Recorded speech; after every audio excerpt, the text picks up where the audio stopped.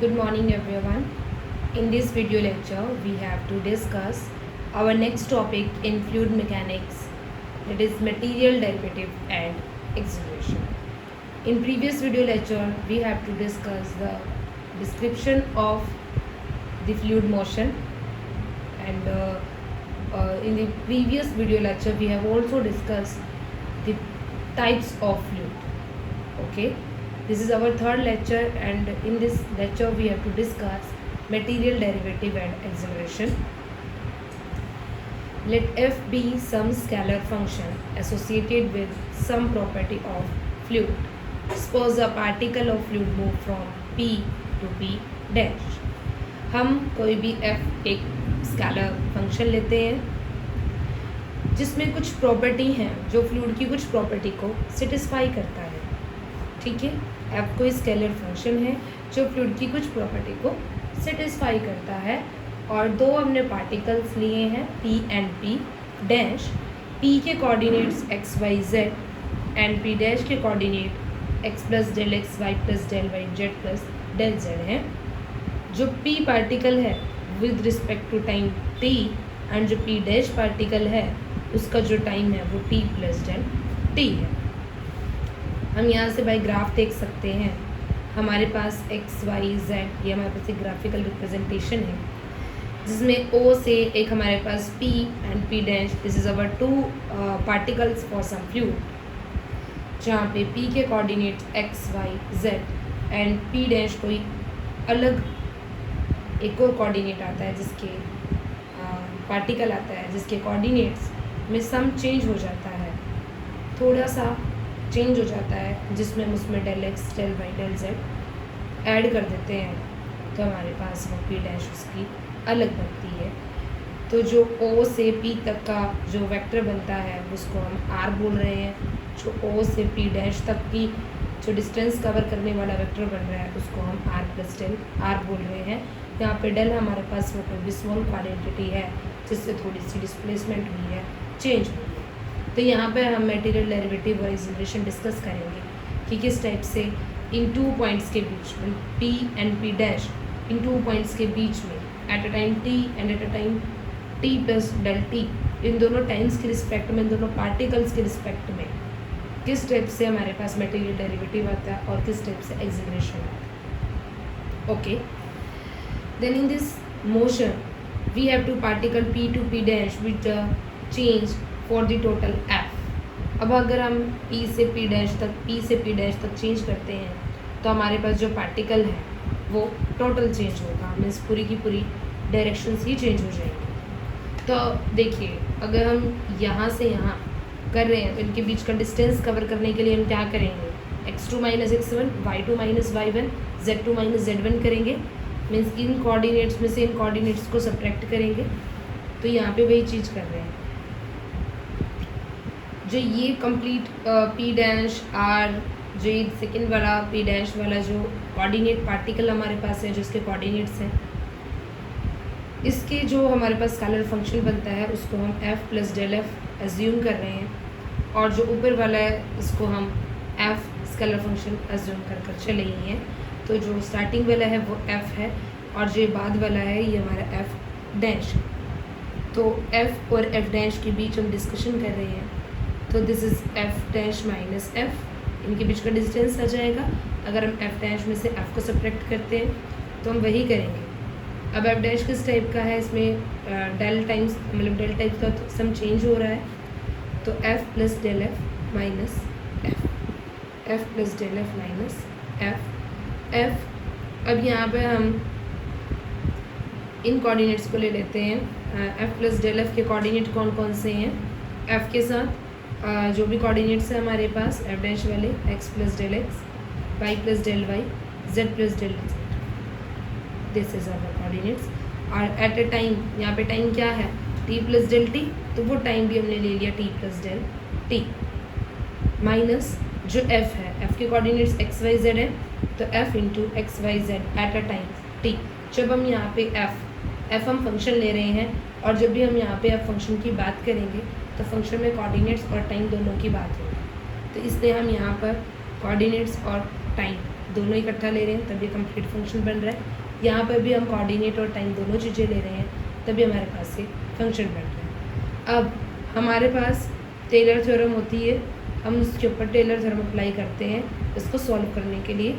जब हमारे पास ये अलग अलग टाइप के से कोऑर्डिनेट्स आते हैं तो उस पर हम टेलर थ्योरम अप्लाई करते हैं। ये हमारे पास टेलर थ्योरम होती है f of a plus h comma b plus k is equals to a f a comma b। मतलब हमारे पास देखिए टू कोऑर्डिनेट्स होते हैं, मतलब टू टाइप के इंटरवल्स है जैसे a plus h b plus k f function के साथ। तो हम a और b को कॉमा करके अलग ले लेंगे f के साथ, तो f a comma b plus first a plus h है ना, तो अब a और b तो बाहर आ गए, यहाँ पे h रह गया तो h और partial differentiation for x plus फिर k लेंगे, फिर पार्शियल डिफरेंशिएशन ऑफ y। ठीक है, तो इस टाइप से हमारे पास से सीरीज चलती है। तो हमारे पास क्या क्या कोऑर्डिनेट्स हैं, यहाँ पे 2 है, वहाँ पे 3 है हमारे x y z और एक टाइम t भी है। तो सबसे पहले f के साथ a कॉमा b मतलब जो जो स्टार्टिंग वाले कोऑर्डिनेट्स होते हैं वो लेते हैं। तो हमारे पास स्टार्टिंग वाले कोऑर्डिनेट्स क्या है, यहाँ पे हमारे पास स्टार्टिंग वाले कोऑर्डिनेट्स x y z है ना। यहाँ पे हमने वही करना है f ऑफ, जैसे यहाँ पे a कॉमा b ले रहे थे वहाँ पे f of x y z comma t, फिर h ऐसे ही रखते हैं मतलब डेल x ऐसे ही रखेंगे, वहाँ पे h का काम डेल x करेगा तो कर ली f अपॉन कर ली x प्लस k ऐसे ही रखेंगे और फिर कर ली f अपॉन कर ली y करेंगे। तो ऐसे हम हर एक पॉइंट का करते जाएंगे। जैसे यहाँ पे h और k थे, हमने उनका रिगार्डिंग किया था, तो यहाँ पे del x del y del z है, हम उनके पार्शियल डिफरेंशिएशन करेंगे with respect to x y z। और एक t की बात हो रही है तो t भी minus of f of x y z as it is चलेगा। सो अब देखिए ये और ये दोनों कैंसिल हो सकते हैं, f of x y z comma t f of x y z comma t। इसमें हमने टेलर थ्योरम नहीं अप्लाई की, हमने सिर्फ और सिर्फ टेलर थ्योरम जो फर्स्ट हमारे पास था x plus del x y plus del y z plus del z comma वो t वाला जो था, इस वाली चीज़ पे हमने थ्योरम अप्लाई की है f of x plus del x y plus del y z plus del z t plus del t। ये चीज़ हमने एज इट इज़ रखी है, इस पर हमने कोई टेलर थ्योरम नहीं अप्लाई की। इसमें हमने f करके जो स्टार्टिंग के पॉइंट्स है वो लिए हैं x y z t, ठीक है, वो ऐसे बाहर आ चुके हैं f of x y z, ये y है z कॉमा t, फिर माइनस करके फिर हमने del x del y del z और डेल t के रिस्पेक्ट में इनका पार्शियल डिफरेंशिएशन किया हुआ और ये टर्म एज इट इज़ लिखी हुई है से ये है सर। अब f of x y z comma t f of x y z comma t से कैंसिल हो गया, हमारे पास क्या बचता है, कर ली f अपॉन कर ली x डेल x, कर ली f अपॉन कर ली y डेल y, कर ली f अपॉन कर ली z डेल z, कर ली f अपॉन कर ली t डेल t। अब हम इस पूरे को डिवाइड करते हैं डेल t से बोथ साइड। तो जैसे ही हम डेल t से बोथ साइड डिवाइड करते हैं, इस साइड हमारे पास f वाली क्वाड्रेंटिटी चल रही है तो कर ली f upon sorry del t del f upon del t, इस साइड सिर्फ डेल f है तो हम डेल t से इसको डिवाइड कर रहे हैं बोथ साइड, तो del f comma del t is equals to del f, हाँ ये देखिए कर ली f अपॉन कर ली x ऐसे ही रहेगा, डेल x के नीचे डेल t लग जाएगा, फिर कर ली f अपॉन कर ली y ऐसा रहेगा, डेल y के नीचे डेल t, कर ली f अपॉन कर ली z ऐसे ही रहेगा तो डेल z के नीचे डेल t, और कर ली f अपॉन कर ली t ऐसे ही रहेगा डेल t के नीचे डेल t, तो डेल t से del t cancel, this is our 1। और अब इसके बाद क्या करना है, यहाँ पे ये जो डेल t है वो 0 की तरफ अप्रोच करेगा। हम क्यों कर रहे हैं ऐसा, क्योंकि हमें p से p डैश तक के बीच का डिस्टेंस निकालना है, किसने कितना कवर किया।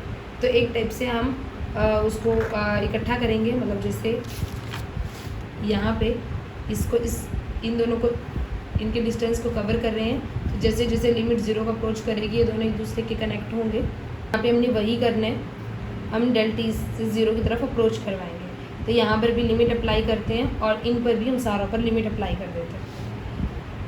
अब जैसे ही हम लिमिट अप्लाई करते हैं, ये डेल है, जैसे ही हम डेल पे लिमिट अप्लाई करेंगे ये कंप्लीट डेरिवेटिव आ जाएगा, मटेरियल में कन्वर्ट हो जाएगा, तो डी एफ अपॉन डेट। यहाँ पर भी सिंपल रहेगा, जो डेल वाले थे, जो स्मॉल क्वाड्रेंटिटी वाले जो डेल वाले डेरिवेटिव्स थे वो मटेरियल में चेंज हो जाएंगे जैसे हम 0 की तरफ अप्रोच करवाएंगे। तो कर ले अपॉन कर ले सेम रहेगा d x upon d t, curly f upon curly y same रहेगा d y upon d t, curly f upon curly z same रहेगा d z upon d t, और यहाँ पे curly f upon curly t रहेगा, और ये तो cut के आंसर 1 आ ही गया। सो यहाँ पर जो curly f upon curly x, curly f upon curly y, curly f upon curly z, ये हमारे पास किस चीज़ के इक्वल है? This is our u v डब्ल्यू, ये हम प्रीवियस वीडियो लेक्चर में देख चुके हैं। देखिए u d x upon d t, v d upon d y upon d t, डब्ल्यू d z upon d t के इक्वल है, तो हमने d x upon d t, d y upon d t, d z upon d t की जगह you v W replace किया है। तो हमारे पास d f upon d t क्या बन चुका है? U curly f upon curly x, v curly f upon curly y, डब्ल्यू curly f upon curly z, and curly f upon curly t. अब ये तो हमारी सिंपल फॉर्म है। अगर इसी को मैं वेक्टर फॉर्म में लिखना चाहूँ तो क्या बनेगा? यू के साथ आई जे के ले लें, तो यू आई वी जे डब्ल्यू के ये अलग कर लिए, और curly f upon curly x, curly f upon curly y, curly f upon curly z, इनके साथ आई जे के अलग ले लिए, और curly f upon curly t इसको हम ऐसे लिख सकते हैं वेक्टर फॉर्म में, ये तो बेसिक है। उसके बाद d f upon d t. अब देखिए u i plus v j plus डब्ल्यू के, क्या ये हमारे पास वेलोसिटी नहीं आती? इसको हम वेलोसिटी बोल सकते हैं, वेलोसिटी ऑफ द पार्टिकल, तो हमने इसको क्यू नेम दे दिया। और curly f upon curly x y z ये सारी की सारी क्या है? Del f gradient of f, and curly f upon curly t as it is है। हमने अभी लिखा भी हुआ है कि क्यू क्या है? Fluid velocity of particle. अब सिमिलरली वेक्टर है, इन वेक्टर्स को हम क्या लिख सकते हैं? इनके ऊपर वेक्टर अप्लाई कर दो, D f upon d t के ऊपर वेक्टर अप्लाई कर दिया, क्यू के ऊपर है ग्रेडियंट, इन दोनों को इकट्ठा कर दो, एफ को बाहर कर दो, कर्ली एफ के ऊपर और वेक्टर अप्लाई कर दो, तो इसकी वेक्टर फॉर्म बन जाएगी इस टाइप से, ये इसकी वेक्टर फॉर्म बन जाती है। और अगर हमने इसकी स्केलर फॉर्म देखनी है तो यहाँ से एफ रिमूव कर दो, एफ रिमूव करेंगे तो हमारे पास उसकी स्केलर फॉर्म बन जाती है। Thus for both scalar और vector function we establish the operator equivalence d upon d T. F remove कर देंगे, यहाँ पे जो वेक्टर का काम है वो एफ ही कर रहा है, तो हम एफ रिमूव कर देंगे, तो d upon d t q क्या है? Velocity of the particle, del curly f upon curly t. तो ये हमारे पास क्या बनता है? Material derivative. ये भी मटेरियल डेरिवेटिव है इन वेक्टर फॉर्म, ये मटेरियल डेरिवेटिव है इन स्केलर फॉर्म। अब एक्सेलरेशन की बात आती है, तो एक्सेलरेशन के लिए क्या करेंगे? जहाँ पर भी क्या हुआ है उसको अगर हम f of x y z comma t से रिप्लेस करते हैं। क्यों किया? क्योंकि हमें पता है कि जो वेलोसिटी होती है हमारी वो एफ फंक्शन पे और एक्स वाई जेड उसके आगे कोऑर्डिनेट और टाइम पे डिपेंड होती है, हम सेकेंड लेक्चर में डिस्कस कर चुके हैं। तो अब हम यहाँ पे इस क्यू की वैल्यू को पुट कर दें अगर, ठीक है। क्यू क्या कहता है? Q is a velocity of particle, और ये कहते हैं कि वेलोसिटी हमारे पास एफ फंक्शन के और उसके कोऑर्डिनेट्स और टाइम के ऊपर डिपेंड होती है। अब वो टाइम इनिशियल भी हो सकता है, किसी स्पेस के अंदर भी हो सकता है, ठीक है। तो यहाँ पे हम सिंपल बात कर रहे हैं, हम क्यू की वैल्यू रखेंगे, तो क्यू की जगह हम क्या रख सकते हैं? एक्स वाई जेड को मटी, तो हमने वही चीज़ रिप्लेस की हुई है जहाँ पर भी एफ है। अब हम क्यू को रिप्लेस नहीं कर रहे हैं, एफ को रिप्लेस कर रहे हैं, तो एफ की जगह क्यू लिखो, क्यू की जगह एफ लिखो, सेम बात है, क्योंकि this is both terms are depend on each other, ठीक है। सो हमने यहाँ पे वही किया है, एफ की जगह पे क्यू रिप्लेस किया, d q upon d t, q del f की जगह क्यू कर दिया है, यहाँ पर भी एफ की जगह क्यू कर दिया है, तो कर ली क्यू अपॉन कर ली टी। तो जब ये क्यू वाली आ चुकी है रिप्रेजेंटेशन, ये हमारे पास एक्सेलरेशन फॉर्म होती है। ये हमारा वीडियो लेक्चर था जिसमें हम ये सब चीज़ें डिस्कस करते हैं।